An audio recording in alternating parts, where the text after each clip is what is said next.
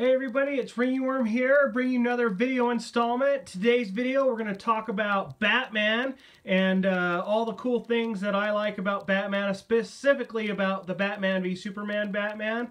This is the Hot Toys version, the 1/6 scale, movie masterpiece 342. We're going to talk about that today. We're going to talk about why I think he's one of the better Batmans, and maybe we can spark a debate with everyone in the video. What I'd like everyone to do right now, if you can, if you haven't done so already, if you're viewing this video for the first time, please click the subscribe button below on your YouTube channel. If you hit that little bell right next to it, you'll get updates when I do new videos. I try to do one every week, at least once a week. If I can do more, I certainly will, but it's kind of hard in the business I'm in. But if you guys could do that, we'll get started here. Alright everybody, so let's talk about this particular Batman figure. So this is the 1/6 scale from Hot Toys. If you guys don't know what Hot Toys is a company based in Japan, or I think it's Japan, or based in China out of Hong Kong. And if my geography is mixed up on that, I know that sounds embarrassing, I should know that. I'm pretty sure it's Japan, or excuse me, China.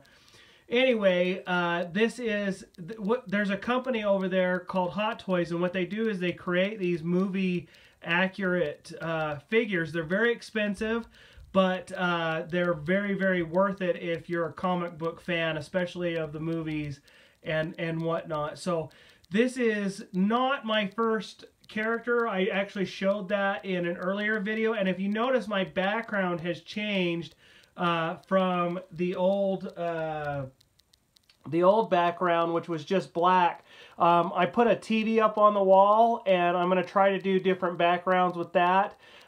Mostly I'm going to try to do different backgrounds because I'm having a hard time uploading some of the videos, because some of the content I put in there, I try to use videos and that type stuff from YouTube to kind of make it better. And even though there's the Fair Use Act that exists, a lot of these companies like Warner Brothers, they'll flag their videos and whatnot if you put them into the context. So I'm going to try to do less of the videos, more pictures that I'm going to put up on the screen, and then I'll have a background that's a little bit more entertaining. If the video's too dark today, guys, I apologize. I've played around with my camera a little bit to try to get this to be as bright as I can.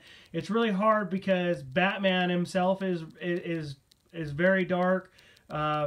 So that's another reason why I'm doing the background that I'm doing, because it gives it a little bit more flair. So you can see a picture of Gotham City there in the background. So let's start talking about this particular figure. Now, like I said before to you guys, the Hot Toys are expensive, so this isn't something that you would buy just to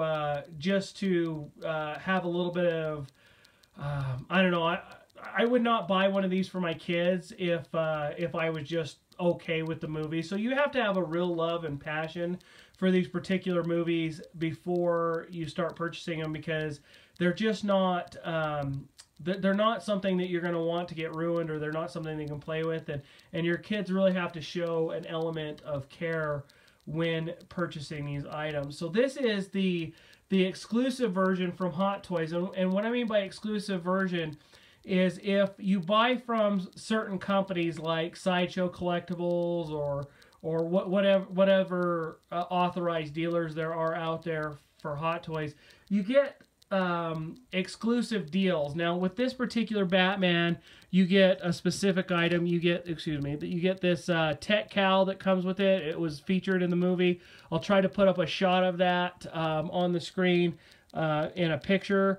You also get, because it's an exclusive item, you get this rifle right here, which is, I mean, it's a pretty good rifle. I will never ever display him with this because I don't really have, it was one brief scene where he tags the bad guy's vehicles with it, the tracking device in the movie, and it's a nice added touch. It's very, very detailed.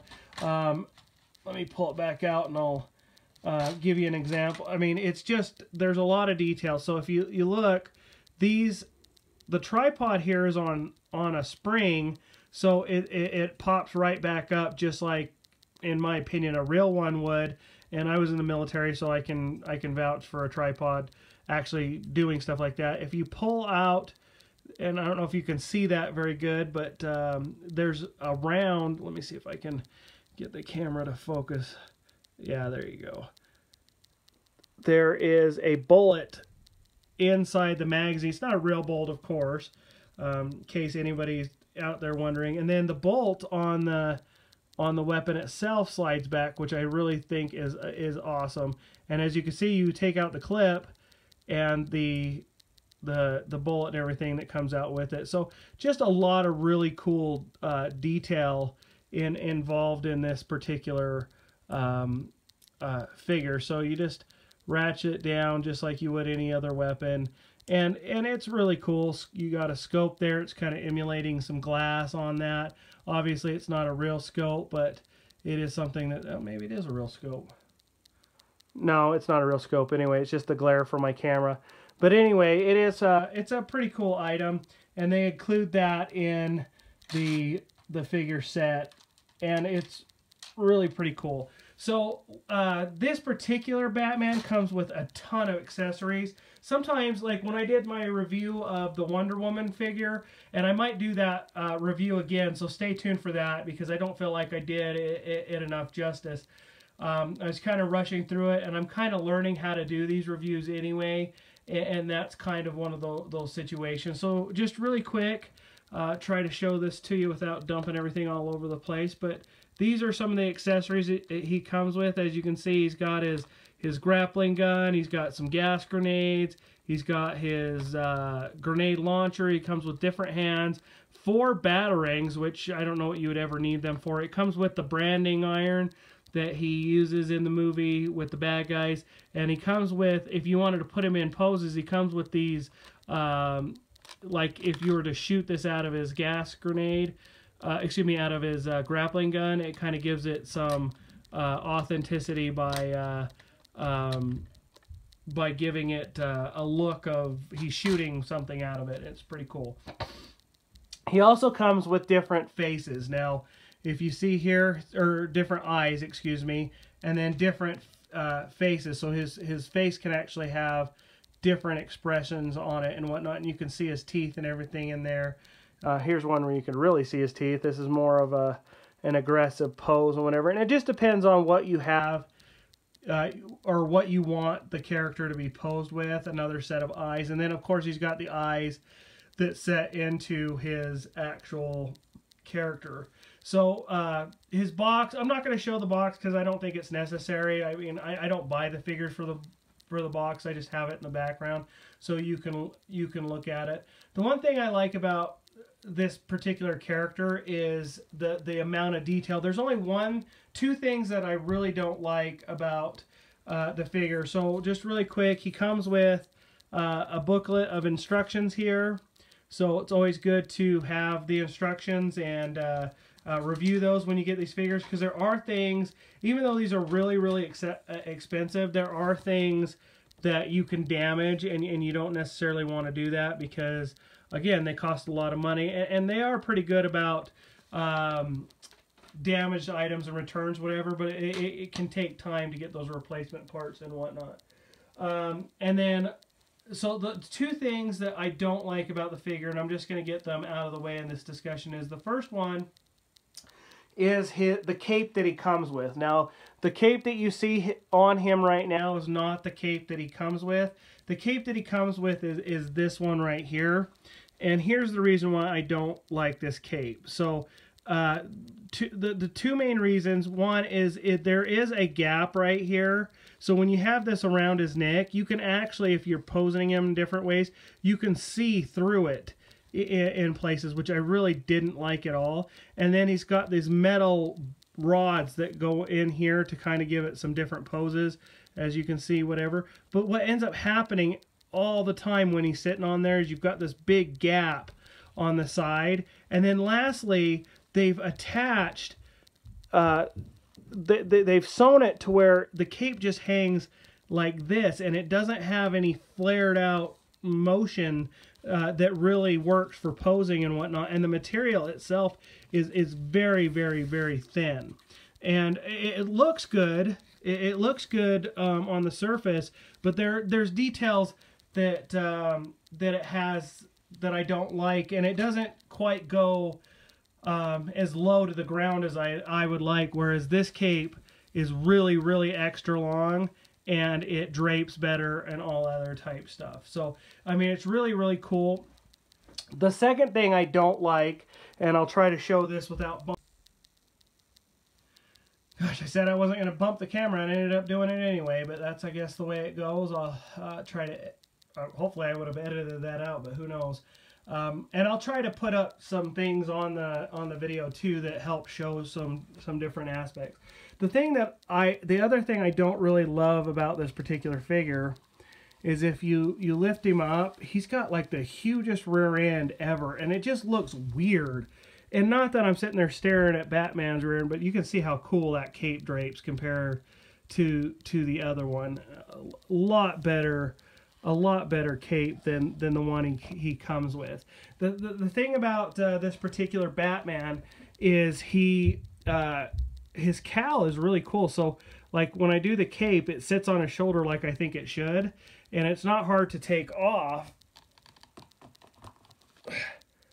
So I'll get a really close-up look of the Ben Affleck Batman there. See if I can get him to focus a little bit better. Look how, I mean, that detail is just amazing. You can see his facial hair to some extent.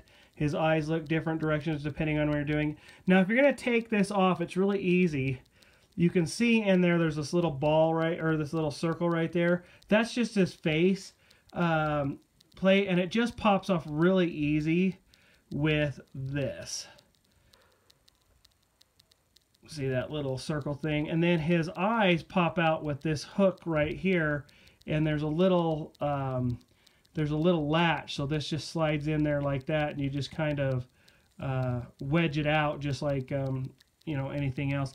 Anyway, he's got pretty good range of motion and everything, even with that factor whatnot. So one thing that a lot of the reviewers that I watch on YouTube don't necessarily love about this Batman is how high the bat symbol is right here up to this. I don't mind it. I have him facing kind of off to the side, but you know, that might bother you. One thing I love is, so like all the other Hot Toys I have, you have kind of a plastic hard shell body.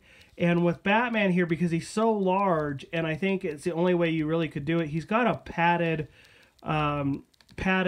body. So like when you... Gosh, I'm having all sorts of trouble with this camera today. I do apologize, guys, if there's any laughs. Hopefully I'll edit that out and whatnot. So anyway, the thing that I like best about this Batman, besides the fact that he looks so spot on to the movie, is the padding. I mean, this is not solid. I mean, you can see in the video that it does give away. His chest is kind of the same way. His legs and that type of stuff, they're more solid, like a rock versus that. But I do feel like that makes him look real versus the way he might look otherwise. So try to show you guys the detail. Look at his boots. Now you can see that his boots look worn. You can see the little kind of brass pieces or whatever the material is. If you can see there, I mean, there's texture in his boots. You can see his armor. His armor looks a lot like it did in the movie itself. It just looks phenomenal. And, you know, his cape just, I think, looks great as well. His utility belt, I like it. I don't know. I've seen people on YouTube adjust it. I don't know why they would adjust it. I don't have a problem with it at all.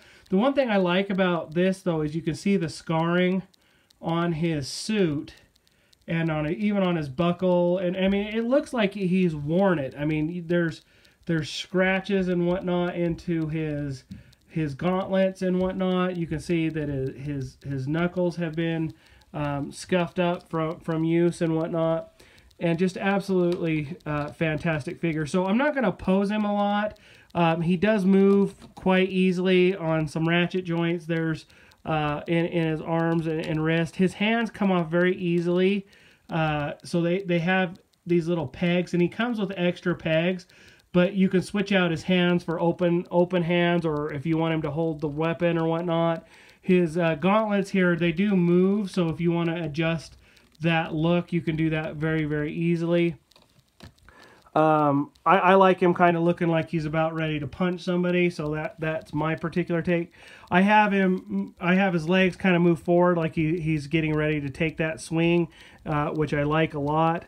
But, you know, the great thing about Hot Toys is you can pose them however you want.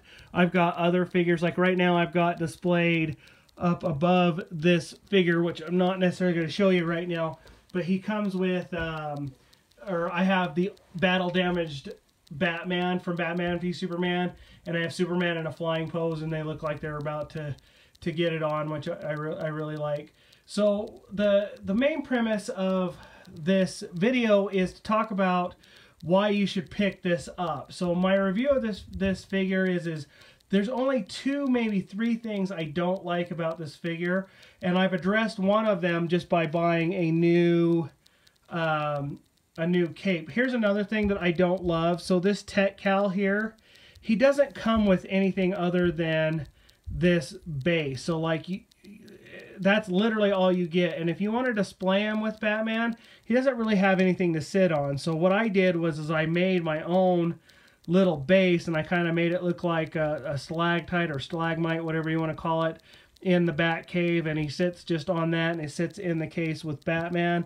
You know, I'm sure there's different options that you can look at for yourself. There's no real right way or wrong way. It just comes down to personal preference. But the reason why I picked this figure up, so if you're like me, when I was a kid, I used to watch the Justice League cartoon, or it was called the Super Friends, and I watched the Adam West Batman, and I didn't get my first big screen viewing of Batman until the Michael Keaton Batman.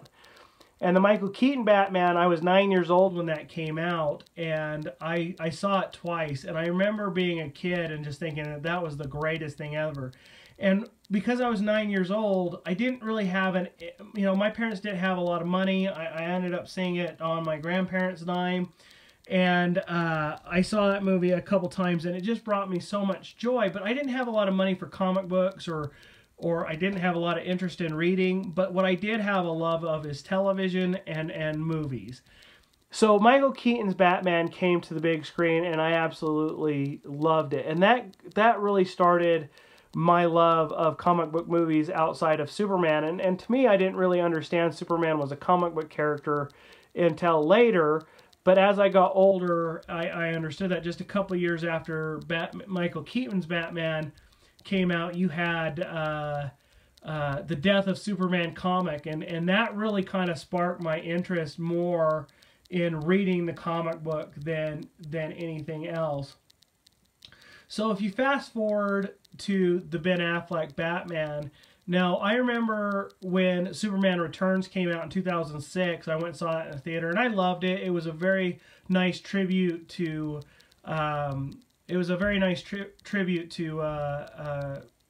Christopher Reeve, but even despite having a very good rating on Rotten Tomatoes and it making as much money as The Dark Knight did, they just didn't feel like it was going in the direction where they wanted it to go, and they ended up scrapping Superman Returns and the Brandon Routh character, and then they gave birth to the Superman the Man of Steel, which is the Henry Cavill version, and that had mixed reviews as well, but it made enough money that they decided they were going to jump in the hat like Marvel did with the Avengers and whatnot, and they were going to go all in, and they started with Batman v Superman. And if you don't know the story about Batman v Superman, it's based largely on 2 or 3 comic books, mostly The Death of Superman from the 1990s and the 1980s version of The Dark Knight Returns, which is a Frank Miller graphic novel. and it is an absolutely fantastic comic book read. It's a very, very dark comic book. Batman is as ornery as Ben Affleck, if not 10 times more.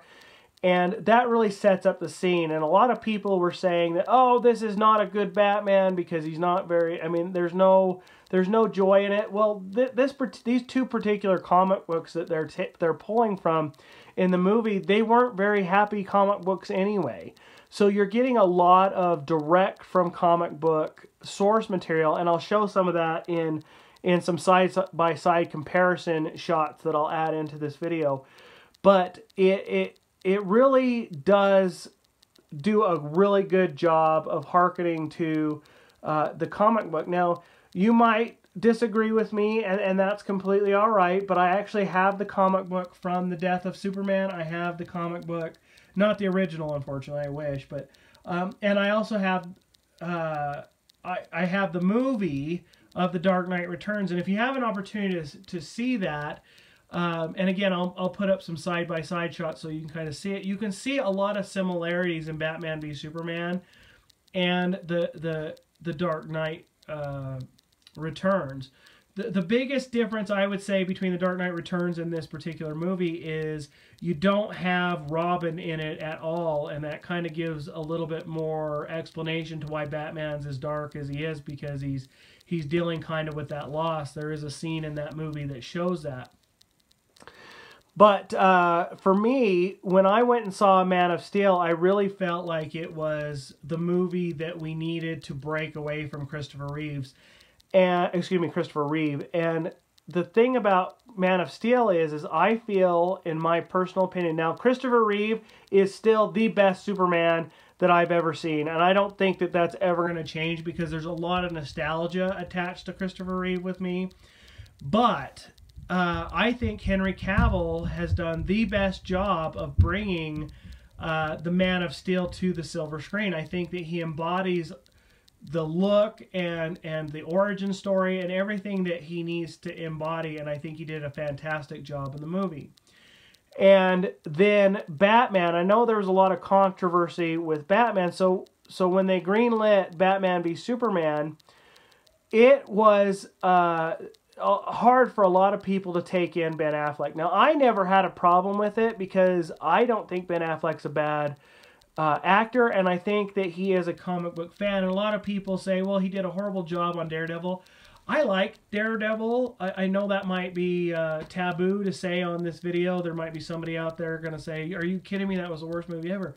You got to understand, I don't know a lot about Marvel movies, and I thought that Daredevil was fun. I didn't think it was the greatest movie. I could definitely feel that it was building off of the Tobey Maguire Spider-Man, but I like the movie overall. I thought it was just fine. I think a lot of people did like the movie too. That's why you got an Elektra sequel from it. But obviously it had some suspension from reality shots in it and things that just didn't make sense. And I understand why people didn't like that movie. And I can understand their apprehension with Ben Affleck. But he really put the time in, guys. If you've seen how he bulked up in this movie, and again, I'll put some shots up, he did a really great job getting into the role. I thought he played, when I saw him play Bruce Wayne, I didn't see any of his other characters. And you're talking about somebody who's seen Mallrats and Jay and Silent Bob, and I saw the Daredevil movies and Armageddon. I felt like his character was very mature in this role. I did not feel like he was insulting the character at all. And even he said that he understood the weight of the movie that he was playing. So I saw Man of Steel in the theater when it came out, and I saw Batman v Superman in the theater when it came out.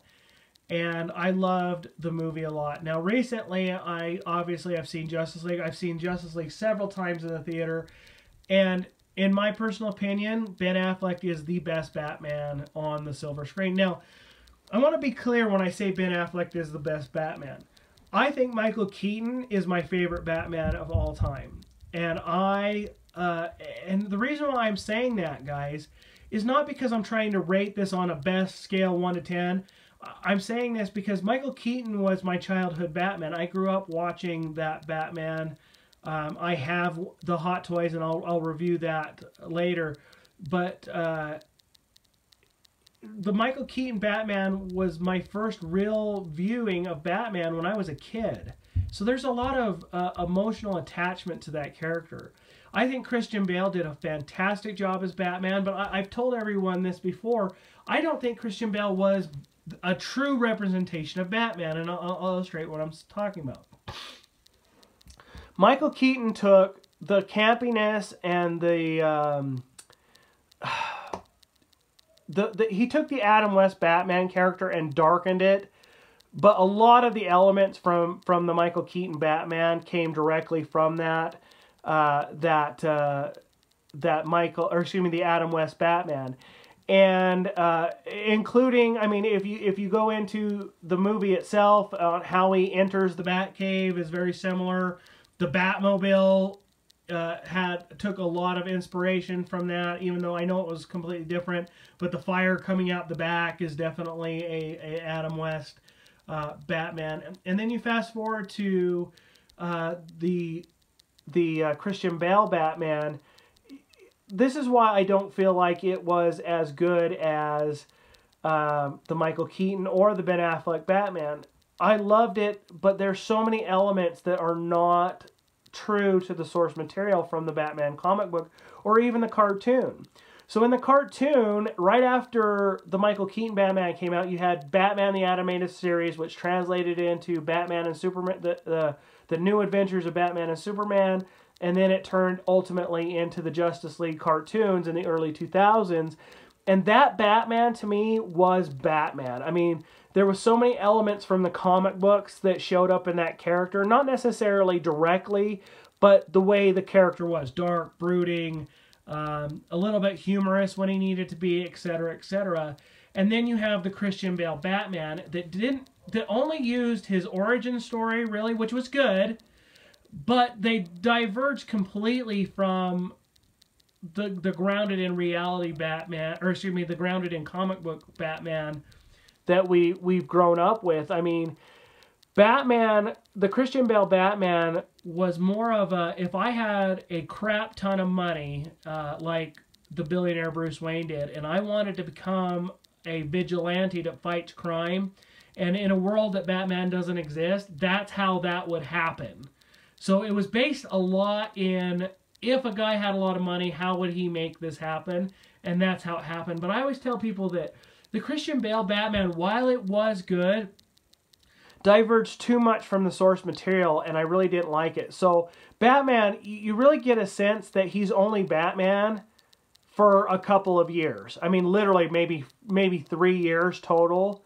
Total, he's only Batman for 3 years. In the comic book, Batman is Batman for many years, going into Batman Beyond. I mean, probably closer to 40, 50 years, he's Batman.